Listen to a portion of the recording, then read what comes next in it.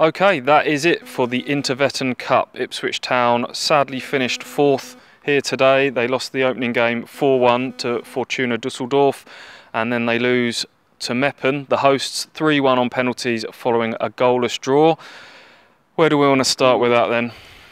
Two very different games, weren't they? I think you got to say with the Fortuna game they were outclassed, very much outclassed, but by a Bundesliga team who were 10th in one of the best leagues in Europe last season, but kind of in most areas of the pitch they were second best there. Won't be happy with the goals they conceded, will they? No, as good as we have to emphasise that it's good opposition. A Bundesliga side, it's the equivalent of facing West Ham, Bournemouth, Burnley, a side that have just been promoted and have had a really good first season back in the Bundesliga. But Ipswich didn't help themselves at all, and they know that in that first game. It's a young side, there's players still getting up to speed as well following injuries, but the goals came from mistakes, didn't they? Trying to play in the wrong areas. There's a mistake by Bart, obviously, an individual error for one of the goals as well. Learning when to press, when not to press. Just a little bit of game management, game nous, a bit of naivety, and perhaps that's going to come because it's a very young side out there for that first game. Yeah, it's what pre-season is about, isn't it? Trying to get those errors out of your system, build relationships with a lot of these players. They have not played games together, and you could tell that. But the partnership between Toto and Ciala, who sadly went off with a hamstring injury, I'm sure we'll talk about that, and Luke Wolfenden, that's very new. They played 45 minutes together, and you can tell they're not on the same wavelength. They may be a bit too far apart. People go through the middle, fullbacks getting in behind them as well. But that's what pre-season's for, and like you say, it's good opposition. You just hope you won't be seeing that kind of thing by the time Notts County and then Cambridge come around. Yeah. The one very big positive from the first half for me was James Norwood, his first outing in an Ipswich Town shirt. He played like it was a cup final. We saw him at Paderborn last weekend. They held him back. He was clearly raring to go.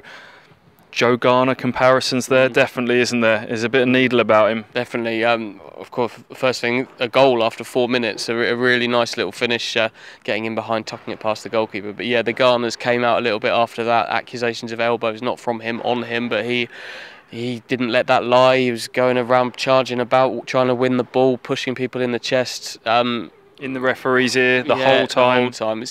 I don't know if the referee would understand what he was saying, but it is good to see. It's a promising first 45 from him. They missed someone like that, I think. I think so, and I think he's going to be a real fan's favourite. We've seen a little bit of him at the training base this week. He's the class clown. He's the joker of the pack off the pitch, but on it, he's got that competitive edge and a bit of nastiness, and I think Ipswich needed that. Should we quickly talk about the Meppen game? Yep, the Meppen game 0-0. But Ipswich were the better side in that, weren't they? This is a more even game between a team in the third tier of English football and a team who finished 13th in the third tier of German football last season. So obviously mix and match teams, but in terms of a contest, it's a bit more even, wasn't it? And Ipswich were on top of that. Yeah, I think Ipswich actually were the team that should have won that game. They had to, if the first game was about defensive mistakes, the second game was about not taking chances. And Caden Jackson twice goes round the goalkeeper, acute angle hits the post, another one's blocked. Jordan Roberts had a chance blocked by a defender.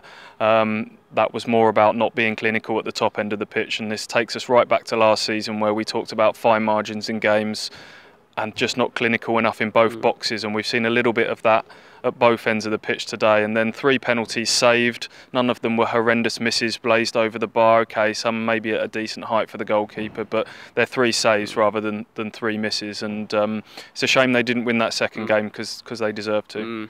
The real concerns, though, were a couple of injuries, notably, both in that Meppen game, Toto and Ciala. Was that the first game? First game. First game. It's been a long day. Toto and Ciala went off in the first game, a clearance, tweaked a hamstring. We don't know how serious that is. Tear, tweak, we shall see. Who knows? And then more worrying is Teddy Bishop, who was just getting back to full speed, wasn't he, towards the end of last season. He's gone down today, he's taken a throw in, and he's twisted his knee, it looks like, and don't know the severity of that, but you just got to cross everything that for Teddy and for Ipswich Town that there's nothing too serious there. Didn't look great, I have to admit. He's received the ball from a throw-in, and he's just kind of sort of twisted it awkwardly, and it looks like it's just opened up a little bit, and I really hope that it's not another major setback for him, because it looked like he'd got beyond that at the back end of last season. I think he'd started 12 games. He was playing back-to-back games. He was playing 90 minutes. And I just tweeted before that happens, he looks like he's got a little half a yard of extra speed here, and he's looking really back to his old self. He was driving at people, and then that happens. So following on from the Toto injury in the first half, which has some ramifications about that opening day against Burton, because Chambers is suspended as well. If Toto's not ready for then you're looking at Wolfenden and Darber as the two young centre-backs for that opening day game, who both did okay actually today. In Darber, I thought was really assured in the second game, but yeah, didn't really need a couple of more injury problems with Nolan, Edwards, Judge still in on the sidelines and not training at the moment as well. But the injury curse continues. Yeah, sadly, we've not spoken to Paul Lambert after the game today. He didn't do media today. They're getting back to their base to get ready to fly home tomorrow. So maybe we'll find out a bit more about that in the week before a Friday night trip to Colchester, where the pre-season journey continues. We'll see you there.